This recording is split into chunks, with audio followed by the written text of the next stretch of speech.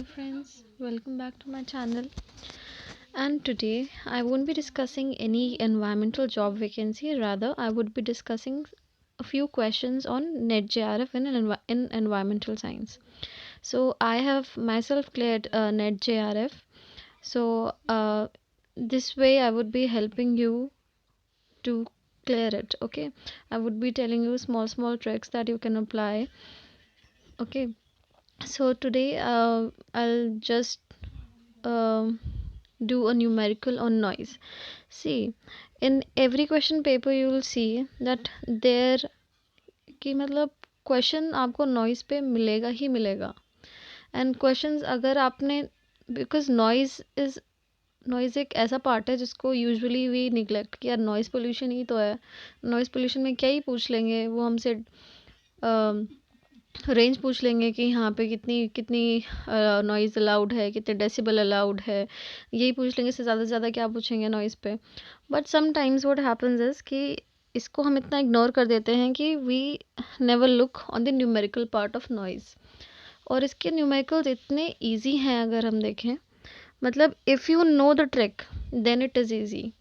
But if अगर आप वही बेसिक जो आपके बुक्स में दे रखा है, बेसिक बुक्स में जहाँ पे आप लॉग लगा के उसकी वैल्यूज़ को निकाल रहे हैं, वो बड़े बड़े फॉर्मूलेज लगे हुए हैं, तो अगर आप उस वे से इसको व्हाट डू यू कॉल, आप उसको उस वे से सॉल्व करोगे then it would be very what do you call very lengthy. And NET JRF के एग्ज़ाम में what is important is speed. कि आपको 1 मिनट ही लगाना है हर क्वेश्चन पे, या ज़्यादा से ज़्यादा आपने चलो 1.5 मिनट लगा दिया, लेकिन उससे ज़्यादा आप नहीं लगा सकते हैं क्योंकि आपको सारे क्वेश्चन अटेम्प्ट करने ही होते हैं अगर आपको जेआरएफ निकालना है तो इम्पॉर्टेंट क्या है कि आपको हार्ड वर्क तो करना ही है, उसके साथ में आपको स्मार्ट वर्क भी करना है. हर क्वेश्चन की एक ट्रिक है, हर क्वेश्चन को सॉल्व करने की एक ट्रिक है.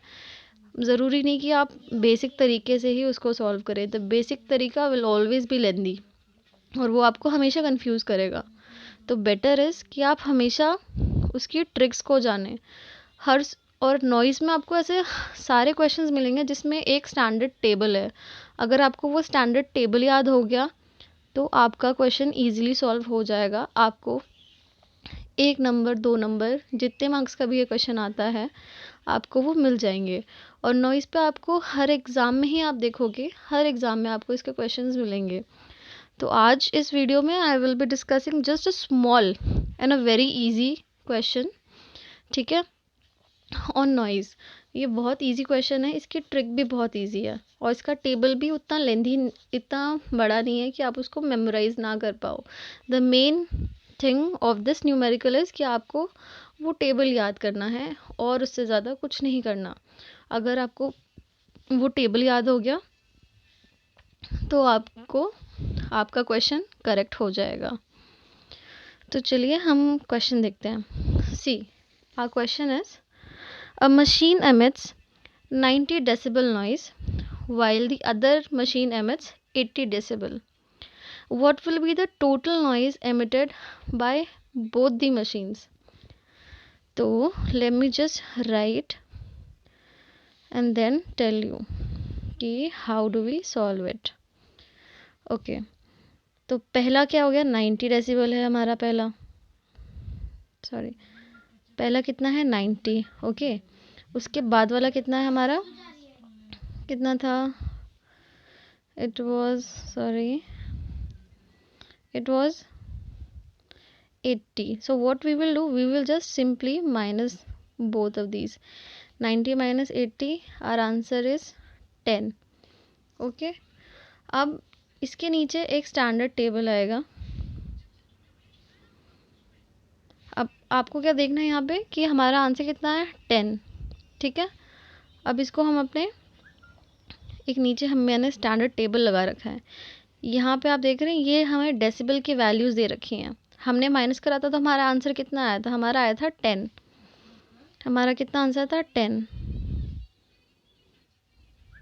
ये था हमारा 10. 10 की क्या वैल्यू कोरिस्पॉन्ड कर रही है इधर, 0. तो 90 माइनस 80 इज इक्वल टू 10 और 10 की वैल्यू कोरिस्पॉन्ड कर रही है 0. तो हमें क्या करना होता है, जब हमारी इसकी वैल्यू आ जाती है ना 10 की, कि हमने इसको माइनस करा, हमारा 10 आ गया और 10 में कितना है 0, तो हमें 0 को इन दोनों में से जो बड़ा नंबर होगा उसमें ऐड करना होगा।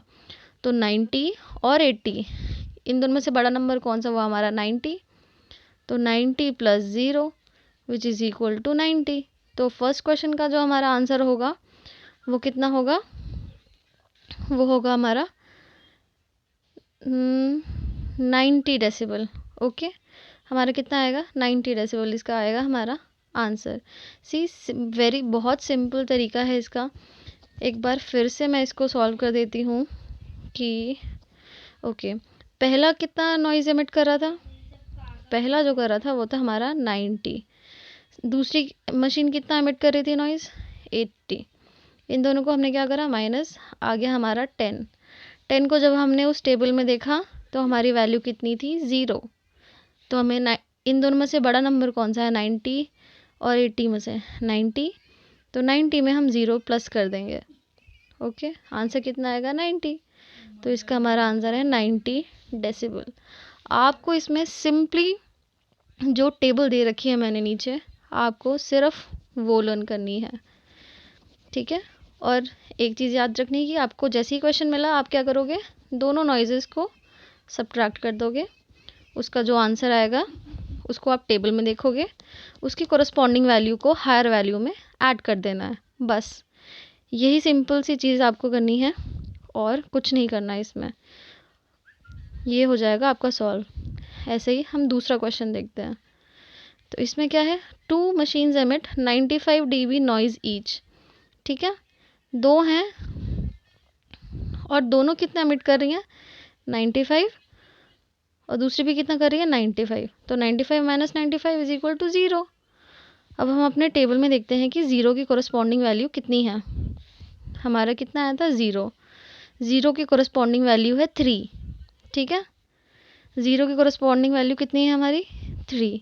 तो हम क्या करेंगे, हमारा नंबर 95 और 95 ही है तो हायर वैल्यू तो दोनों मतलब सेम ही है, तो 95 में हम 3 प्लस कर देंगे, तो हमारा इसका आंसर कितना हो जाएगा 98 डेसिबल।